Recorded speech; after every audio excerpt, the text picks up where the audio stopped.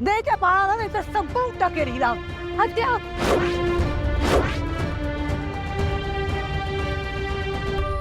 परत येईन मी.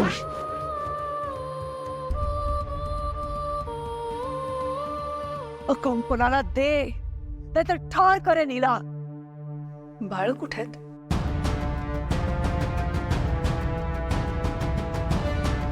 ईशा कशी आहे? वर झोपलेत का दोघी? मी जाऊन बघू का बाळांना?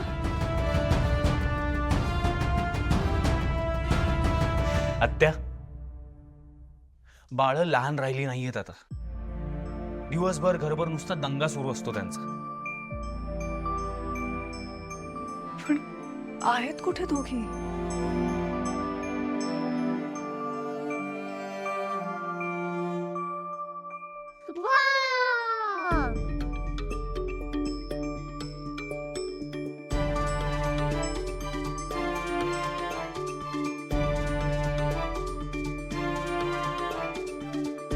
दोघी जणी जुळ्यात पण किती वेगळ्या आहेत. एक एकदम शांत आणि एक तेवढीच मस्तीखोर.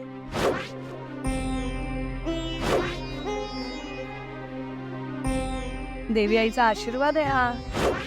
7 वर्ष झाली ना.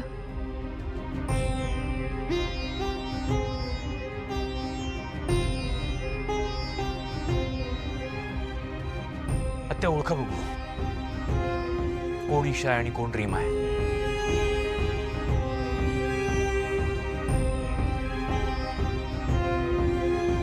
ही ईशा आणि ही रीमा.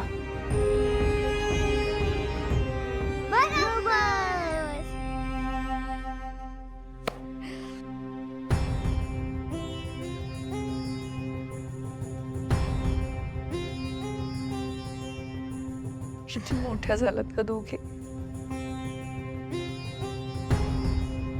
आजी, आईने सांगितलं की तू खूप छान छान गोष्ट सांगतेस.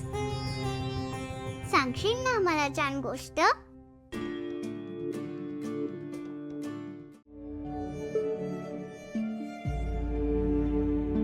नको, उगाच कशाला, मी तुम्हाला अडचण होईल ना. इंद्राणी ताई, अहो काय बोलताय? कसली अडचण? उलट मी तर म्हणते आपण तिघे मिळून ना खूप गप्पा मारूया.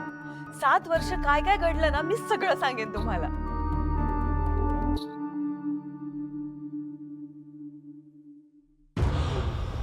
नाहीतर मी थांबते आत्यांसोबत. उगाच काकूंना त्रास कशाला ना. मी राहते तुमच्या सोबत. नेत्रा, अगं त्रास कसला त्यात? नेत्रा, या उलट तूच बिझी असतेस दिवसभर. म्हणजे घरच्यांचं करायचं, दोघींचं करायचं, त्यांना शाळेत आणायचं, सोडायचं, डबे बघायचे, अभ्यास घ्यायचा. किती व्यस्त असतेस तू. त्यापेक्षा आम्हीच यांच्याकडे लक्ष देतो.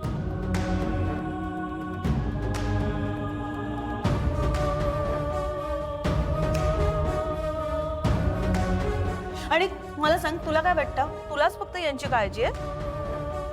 ह्यात फक्त काय तुझ्याच आत्या आहेत? आम्हाला सुद्धा यांची काळजी आहे. ह्या माझ्या लाडक्या ताई आहेत. आणि माझ्या आत्या सासू माझे. हो, पटकन मोठी होतात ना मुलं. शुद्ध आल्यावर मला कळलं की मी 7 वर्ष कोमात होते. आणि तेव्हापासून फक्त एक प्रश्न माझ्या समोर आहे.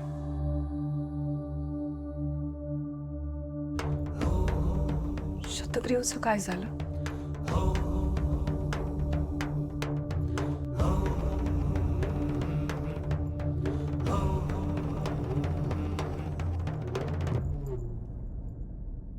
सांगा ना मला, काय झालं शतग्रीवचं? तुम्ही सगळे सुखरूपात, ह्याचा अर्थ शतग्रीवचा अंत झाला असणार, हो ना? सांग ना मला, कसा झाला अंत त्याचा? सांग आत्या सासू मला काय झालं ते. बस ना, बस बस बस. सांग. आत्या आत्ताच आलात तुम्ही. आल्या आल्या या सगळ्या विषयांवर चर्चा नको ना. ज्या शब्दक्रियेमुळे मी 7 वर्ष कोमात होते, त्याचं काय झालं मला कळायला हवं. मी तुम्हाला सगळं सांगणार आहे. फक्त आत्ता नको एवढंच मी म्हणते आहे. माझं ऐकायला एवढं बरं. उलट आता तर तुम्ही छान छान गोष्टी तयार करा ईशा आणि रीमाला सांगायला. गोष्टी सांगितल्या नाही ना तर त्या सोडणार नाहीत तुम्हाला. सांगेन त्याला गोष्ट. इन्हाडीताई, तुमच्या गोळ्या घ्यायची वेळ झाली ना. काकू मला काय नाही देत. चालेल, आम्ही आलोच किचनमध्ये. तयारी करतो जेवणाची.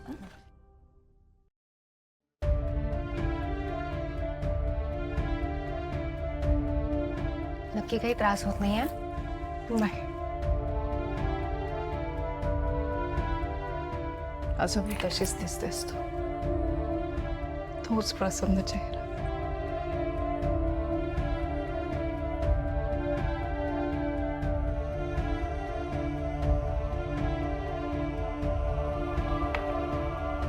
संसार मानवलाय तुला. आत्या, माझ्यासाठी, माझ्या मुलींसाठी, या घरासाठी तुम्ही आयुष्याची 7 वर्ष मोजली. तुमचे